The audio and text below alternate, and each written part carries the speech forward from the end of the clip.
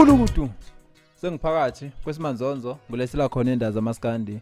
Uyazi ngibule emakhaya konke ngilethele indawo zamaskandi zisashisa nje njengoba manje ngudotse indawo zokuthi sebelivalele ngaphandle igcwame elisha kumdlalo webhola phakathi kwabaculi bamaskandi nabaculi behip hop.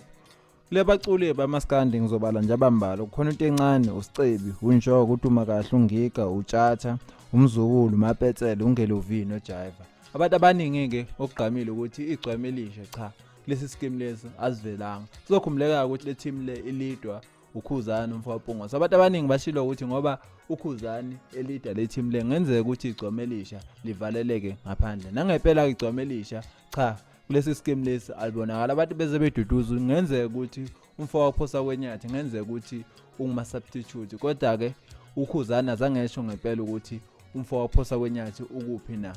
Kanti ngale ya kwi hip hop uzothola abantu abafana noSjava, oQuesta, oAKA, oRicky noZex Batweni ngibala nje abantu abaphezulu kanti ucoach noma umuntu oyephethe le team yena uBig Zulu. Kanti futhi noBig Zulu futhi uke wakleshana futhi negcwamlisha njengoba uzwabiza igcwame elisha ngoSis Dudu.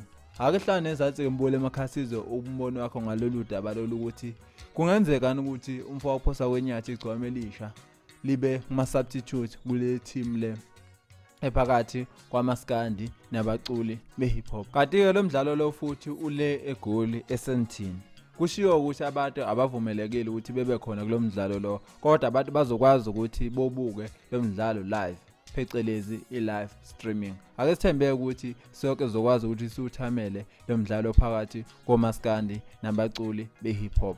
Ake hlangane ezansi ke sibone ukuthi sidingida kanjani lolu daba lelo. Sizohlangana futhi mase ngilethele ezinye indaba ezishisayo till next time. Siyabonga.